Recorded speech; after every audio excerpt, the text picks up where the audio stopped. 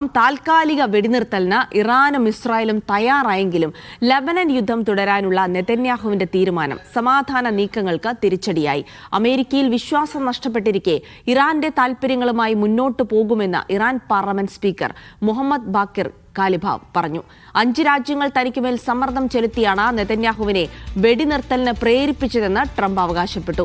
നെതന്യാഹുമായി രൂക്ഷമായ വാഗ്വാദം നടന്നതായും ഇറാൻ വിഷയത്തിൽ ഇനി ഒറ്റയ്ക്ക് നീങ്ങേണ്ടി വരുമെന്ന് താക്കീത് ചെയ്തെന്നും ട്രംപ് പറഞ്ഞു. ഇറാനുമായുള്ള ചർച്ചയിൽ പ്രതീക്ഷ അർപ്പിക്കുകയാണ് മധ്യസ്ഥ രാജ്യങ്ങൾ. MC നാസർ വിവരങ്ങൾ നൽകും. Nasar, good morning. അപ്പോൾ ഈ പശ്ചിമേഷ്യയിലെ നിലവിൽ ഒരു സമാധാനത്തിലേക്ക് തൽക്കാലത്തേക്ക് എത്തുന്നുണ്ടെങ്കിലും ഒരു ശാശ്വതമായ വെടിനിർത്തൽ കരാറുമായി ബന്ധപ്പെട്ടുള്ള ചർച്ചകൾക്കുള്ള സാധ്യത അത് ഇസ്രായേലിൻ്റെയൊക്കെ ഒരു കടും പിടുത്തത്തിൽ ഇങ്ങനെ മങ്ങിക്കൊണ്ടിരിക്കുന്നതാണ് കാണുന്നത്. അപ്പോൾ ഇനി മുന്നോട്ടുള്ള നടപടികൾ എങ്ങനെയായിരിക്കും? അമേരിക്കയുടെ താക്കീതൊക്കെ എത്രമാത്രം ഫലം കാണാനുള്ള സാധ്യതകളുണ്ട്?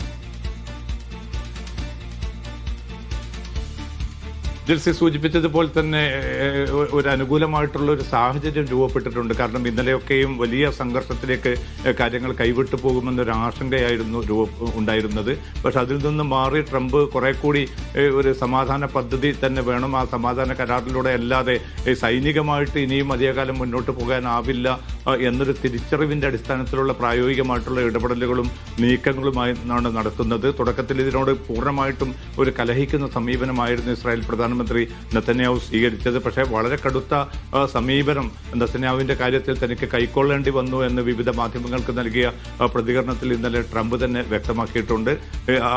ഈ ഒരു നിലപാടിൽ മാറ്റം വരുത്തിയിട്ടില്ല. ഇറാനെ വീണ്ടും ആക്രമിക്കാൻ തന്നെയാണ് നീക്കമെങ്കിൽ ഒറ്റയ്ക്ക് തന്നെ ഇറാനെ നേരിടേണ്ടി വരും എന്ന് ഏറ്റവും അവസാനമായിട്ട് താൻ താക്കീത് ചെയ്തു എന്നാണ് ട്രംപ് തന്നെ വ്യക്തമാക്കിയിരിക്കുന്നത്. എന്തായാലും പരമാവധി ഒരു അമേരിക്കയുമായി ഒരു ഏറ്റുമുട്ടൽ കുറയ്ക്കുക എന്ന ലക്ഷ്യത്തോടു കൂടിയാണ് ഇപ്പോൾ ഇസ്രായേൽ നീങ്ങുന്നത്. അല്പം മുമ്പ് അമേരിക്കയിലെ ഇസ്രായേൽ അംബാസഡർ തന്നെ ഇക്കാര്യം സ്ഥിരീകരിക്കുന്നുണ്ട്. സൗഹൃദത്തിലിരിക്കുന്ന രണ്ട് വ്യക്തികൾ തമ്മിൽ സ്വാഭാവികമായിട്ടും പല ഘട്ടങ്ങളിലും പിന്നെ ഒരു കടുത്ത ഭാഷകൾ പ്രയോഗിക്കേണ്ടി വന്നേക്കാം, പെരുമാറ്റം വ്യത്യസ്തമായിട്ടുള്ള നീക്കത്തിലേക്ക് പോയേക്കാം. പക്ഷെ അതൊന്നും ഈ സൗഹൃദത്തെ ബാധിക്കുകയില്ല. ഒരുമിച്ച് തന്നെ ഈ പ്രശ്നപരിഹാരത്തിന് വേണ്ടി മുന്നോട്ട് നീങ്ങാനാണ് ഇസ്രായേലിന്റെ തീരുമാനം എന്നതുൾപ്പെടെ പരമാവധി ട്രംപിനെ അനുനയിക്കുന്ന ഒരു രീതിയിലുള്ള പ്രതികരണമാണ് അമേരിക്കയിലെ ഇസ്രായേൽ അംബാസഡർ CNN ചാനലിന് നൽകിയിരിക്കുന്ന അഭിമുഖത്തിൽ വ്യക്തമാക്കിയിരിക്കുന്നത്.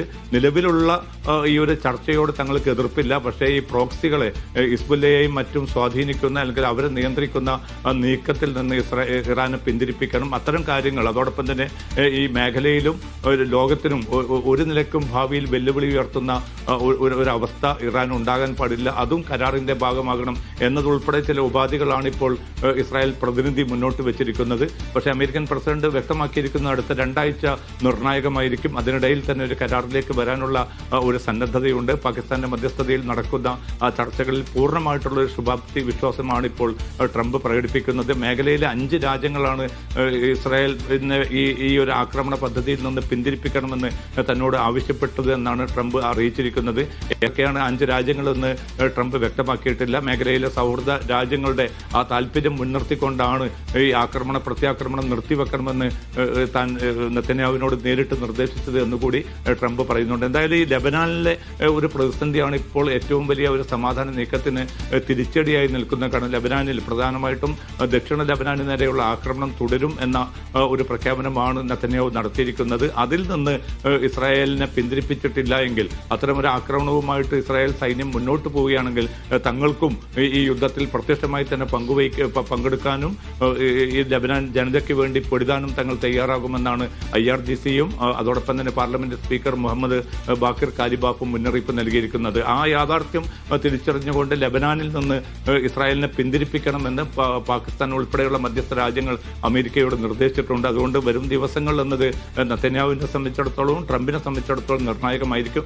എന്തായാലും ഈ മാസാവസാനത്തോടു കൂടി ഒരു കരാറിൽ എത്തുമെന്നാണ് ഇപ്പോൾ ഏറ്റവും അവസാനമായിട്ട് ഇസ്രായേലും അമേരിക്കയും ഒരുപോലെ വ്യക്തമാക്കുന്നത്. പക്ഷേ ഇറാന്റെ ഭാഗത്തു നിന്ന് ഔദ്യോഗികമായിട്ടുള്ള ഒരു പ്രതികരണം വന്നിട്ടില്ല, ഒരു അന്തിമ കരാറിലേക്ക് എത്തിയിട്ടില്ല. ചർച്ചകൾ ശുഭകരമായി തുടരുന്നുണ്ട്. ഒരുപക്ഷെ ഈ മാസം തന്നെ ആ ഒരു കരാറിനുള്ള സാധ്യത ഉണ്ടാകുമെന്ന് ഇറാനും ഏറെക്കുറെ പറയുന്നുണ്ട്. അങ്ങനെ വരികയാണെങ്കിൽ മേഖലയെ അടിമുടി ഗ്രസിച്ചിരിക്കുന്ന ഈ ഒരു സംഘർഷം പൂർണ്ണമായിട്ട് അവസാനിക്കും. പക്ഷേ ട്രംപിന്റെ വാക്കുകൾ, ഇസ്രായേലിന്റെ നടപടികൾ ഇതൊക്കെയും അടുത്ത നീക്കത്തിൽ വളരെ നിർണായകമായിട്ട് മാറും.